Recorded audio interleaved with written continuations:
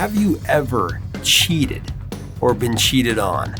Let's drop the needle on the greatest cheating songs through the decades, including my favorite from 1986.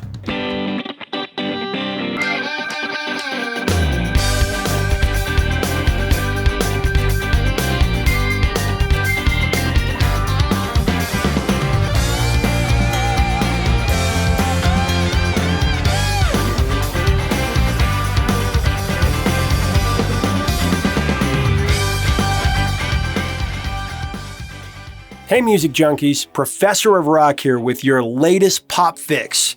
As you know, every week we go in depth on the greatest songs in pop history with the artists and the writers who created them. This week, we're spending some time with Tony Lewis, the frontman behind 80s power pop band The Outfield, and their 1986 smash Your Love, or the song many know as Josie Went on a Vacation Far Away. I just wanna use your love tonight.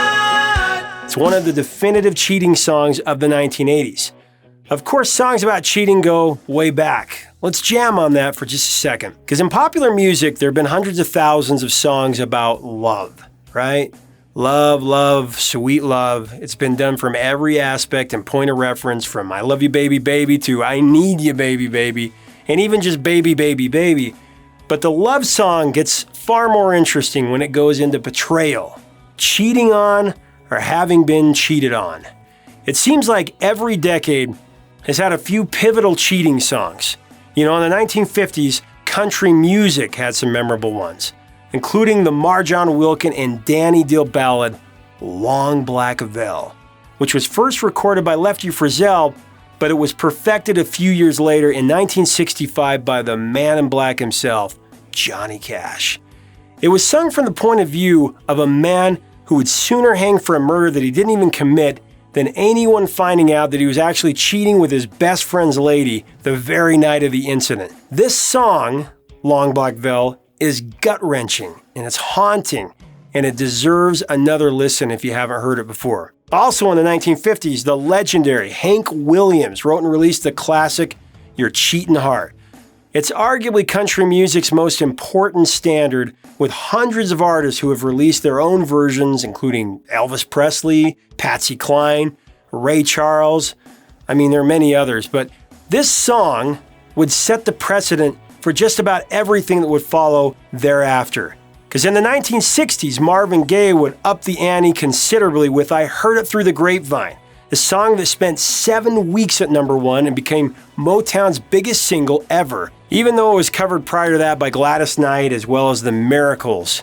But when Marvin Gaye covered it, it just put this amazing slant on it that made it one of the most memorable songs of all time.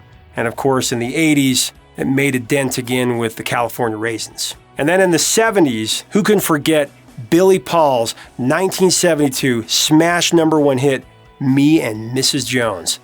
It's a song that knocks you sideways every time you listen to it, with Billy's incredible power chorus, that Me and Mrs. Jones. I mean, it's just that passion that he has. And then the decades to follow, everybody from Shaggy to TLC to Justin Timberlake have had massive hits with their own takes on cheating cheaters.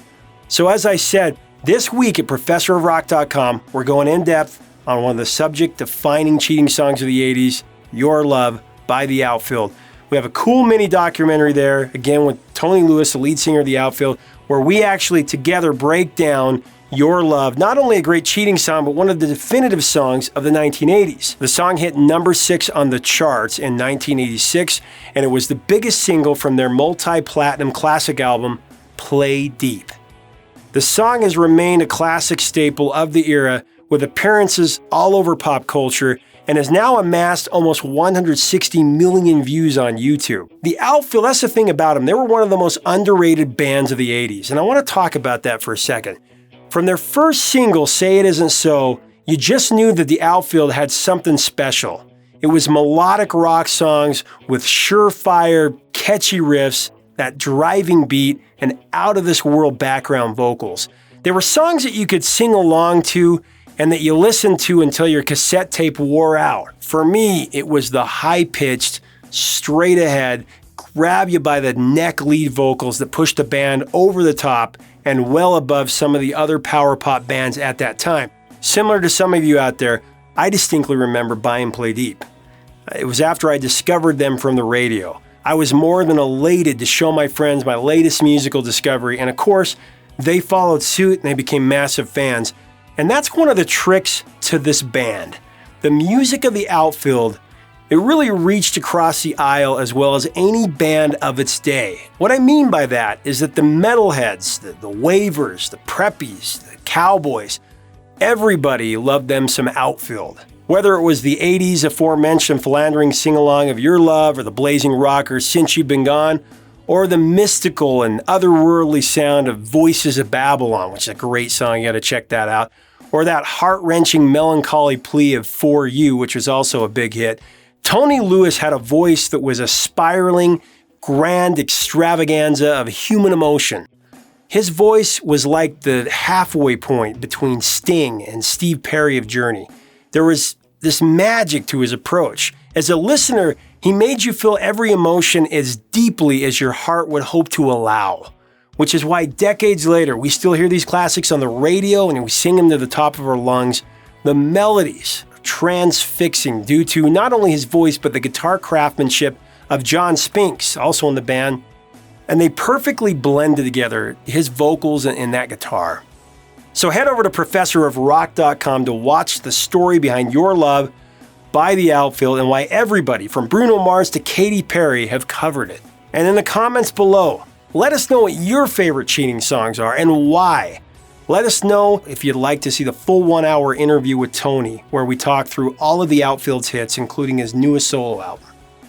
So that's it for now. Remember, professorofrock.com, going in depth on the greatest songs of the rock era every single week. So subscribe below for updates and help us keep the music alive.